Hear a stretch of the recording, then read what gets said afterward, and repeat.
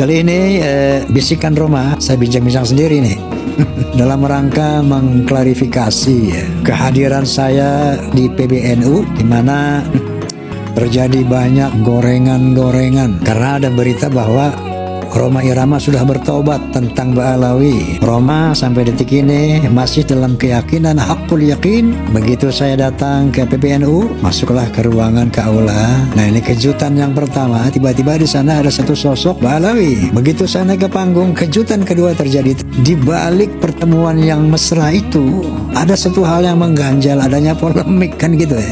Dalam podcast saya tentang polemik nasab, berkali-kali saya utarakan tanpa kebencian, tanpa kepentingan, illa perintah Allah, wa tawassaw bil haqq wa tawassaw bis sabr.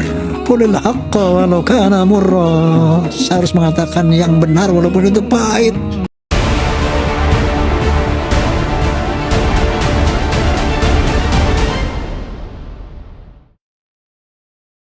Sama Habib di framing Rhoma Irama tobat.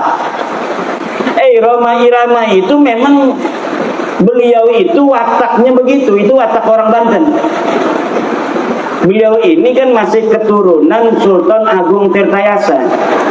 Orangnya kalau ditantang galak, tapi kalau dilembutin nangis. Itu ciri-ciri keturunan Sultan Banten. Jadi kalau di tantang ya makin galak. Tapi kalau misalnya tersentuh hatinya, jangankan lagi masalah yang besar, masalah kecil aja ngobrol begini ini bisa nangis kalau orang Banten.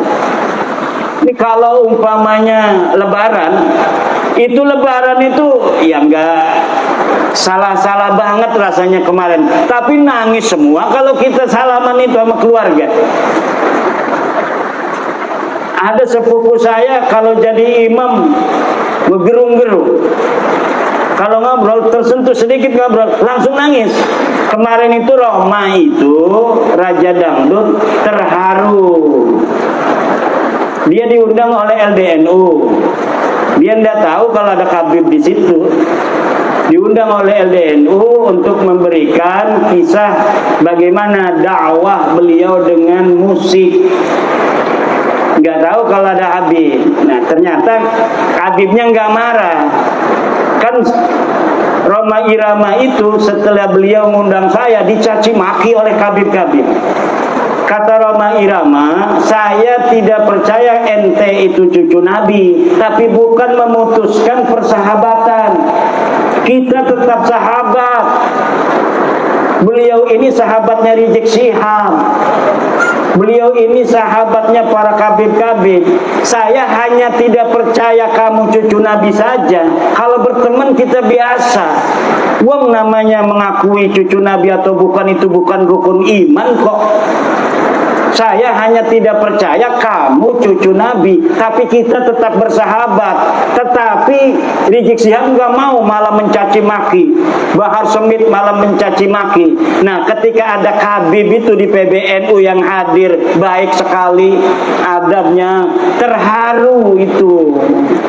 Bang Haji Rhoma Irama terharu nangis karena beliau, saya kan pernah beberapa kali ngobrol. Ya kadang-kadang ngobrol sama saya nangis juga. Ngambil tisu. Ya begitu orang yang berhati lembut. Orang berhati lembut itu gampang tersentuh hatinya. Makanya Bang Haji Rhoma Irama itu maunya begitu. Saya batalkan nasab ente, tapi kita bersahabat. Yang biasanya minjemin marawis, ya kita minjeman lagi. Yang biasanya kita ngobrol, kita tetap ngobrol. Yang biasanya kita ini adalah kerja bareng, kita kerja bareng. Yang biasanya bisnis bareng, kita bisnis bareng. Yang udah kagol punya mantu Balawi, nggak apa-apa, jangan suruh cerai. Kita hanya tidak percaya mereka cucu Nabi, bukan berarti kita memutuskan segalanya. Itu memang yang diungkapkan oleh Bang Haji Rhoma Irama. Cuma di framing. Coba lihat itu framingnya. Bang Haji bertobat. Dengerin apa yang diomongin Bang Haji. Apa benar dia ngomong bahwa Balawi sekarang secucu Nabi? Tidak ada. Itu hanya framing-framing. karena Bang Haji Roma Irama pengennya begitu. Saya batalin itu nasab ente bukan berarti kita bermusuhan, karena memang tidak ada dalilnya. Ente ngaku tahun 895 Hijriah, sebelumnya ndak ada. Sedangkan orang yang diaku itu hidupnya tahun 345 Hijriah. Nah, di dalam tahun 345 Hijriah sudah ada kitab nasab, keturunan Nabi dicatat semua, tapi ente nggak ada. Katanya ente turunan Ubed. Ubed nggak dicatat sebagai keturunan Nabi. 550 tahun. Di dalam kitab Silsilatil Alawiyyan nggak dicatat. Di dalam kitab Tahdhibul Ansab tidak dicatat.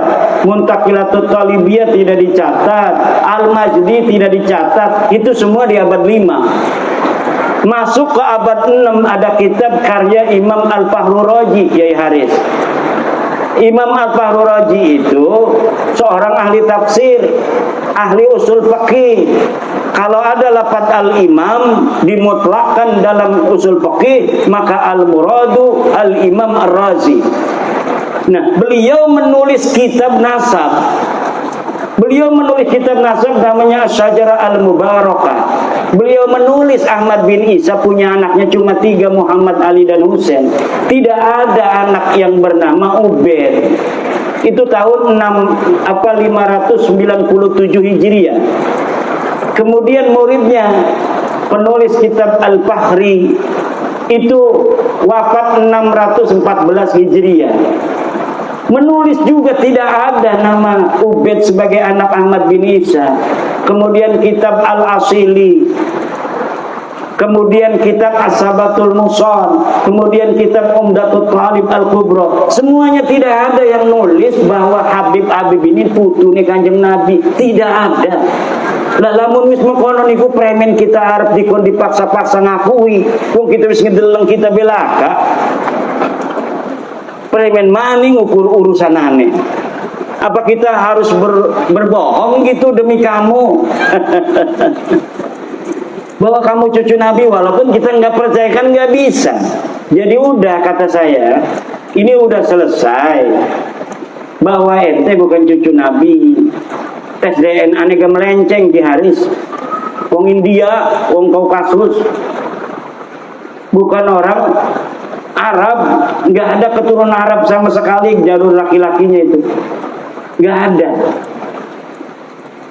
Maka udah beres saja biasa. Ayo kita bareng-bareng lagi. Yang biasanya datang tuh ke rumah saya jual minyak wangi, silakan. Saya bayarin 5.000. Yung minyak wangi 5.000 kok, pengennya 500.000. Udah, ayo dagang. Kalau misalnya kita suka kepada barangnya kita beli. Enggak, gara-gara ente Balawi kita suka barangnya, enggak beli, enggak bakal. Ayo kayak orang-orang biasa lagi.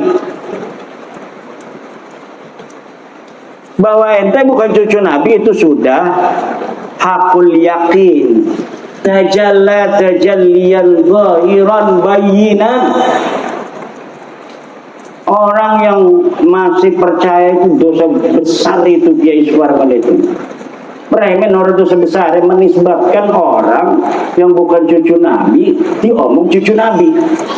Itu ida bi Rasulillah. Walladzina yuduna Rasulullah lahum adzabun alim.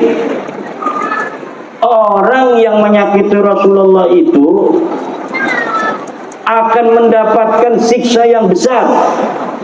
Bagaimana coba orang yang bukan cucunya Nabi berbuat zina, minum-minuman, narkoba dan sebagainya, sering itu sekali ada di berita. Kemudian kita masih meyakini mereka sebagai cucu Nabi. Lalamun umpamane sing di nisbatakan orang-orang soleh semua mah nggak banyak gitu, tapi orang soleh iku mungkin bohong orang gede dosane itu. Tapi kalau sudah ini yang dinisbatkan orang-orang yang tidak pantas akhlaknya begitu, naudzubillah, ini lahum adzabun alim. Se-Indonesia bersaksi semua tukang dawir minta duit. Udah terkenal sekali tuh. Semua orang, kalau yang saya ketemui kiai-kiai ngomong, alhamdulillah Kiai Imad, gara-gara Kiai Imad sekarang tidak ada lagi yang keliling minta-minta, maksa-maksa minta duit. Itu hampir di setiap daerah. Sampai wakil Rais Am PBNU ketemu saya nggak mau sebut namanya, takut nanti dimarahin. Ketemu saya, Kiai Imad, setelah Kiai Imad ini nggak ada lagi tuh yang keliling-keliling ke rumah minta-minta duit katanya. Jadi yang didawir itu pengurus MWCNU, bukan hanya tingkat MWC, tingkat ranting, tingkat Suriah pun mereka berani dawir. Suriah, PBNU berani didawir. Sebelum bab nasab ini, sampai itu Rais Suriah PWNU Jawa Tengah, Yai Sodako, saya pernah lihat di YouTube-nya. Saya kangen sama Habib, katanya beberapa tahun ini nggak ke rumah-rumah saya. Saya pernah lihat YouTube-nya itu. Nah ini jadi bukan kiai-kiai kampung aja yang didawir, Kiai Parman, sampai kiai PWNU, kiai PBNU itu juga kena dawir. Pertama saya untuk meneliti itu bukan karena dawir, karena memang saya itu tidak berada di daerah yang sering kena dawir. Di daerah saya itu memang tidak kayak di daerah lain. Habib ada, ke rumah saya juga ada, tapi nggak berani maksa gitu. Nah kalau saya dapat cerita di Banyumas, di Kebumen, itu maksa. Makanya kiai-kiai cerita. Nah saya itu meneliti nasab mereka bukan karena dawirnya, tapi karena kesombongan akhlaknya kepada kiai-kiai kampung, kepada kiai-kiai Nusantara. Ini yang membuat saya kemudian meneliti nasab mereka, dan ternyata sudah jelas bahwa mereka bukan keturunan baginda Nabi besar Muhammad sallallahu alaihi wasallam.